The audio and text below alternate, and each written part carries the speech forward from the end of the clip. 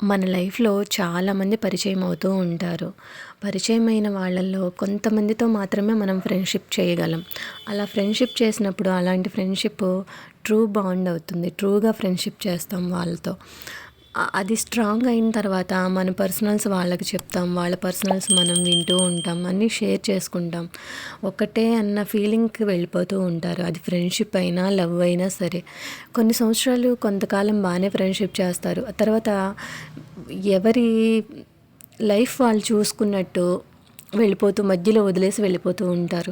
అలా వెళ్ళిపోయినప్పుడు అబ్బాయిలైనా, అమ్మాయిలైనా సరే చాలా డిప్రెషన్‌కి లోనవుతారు.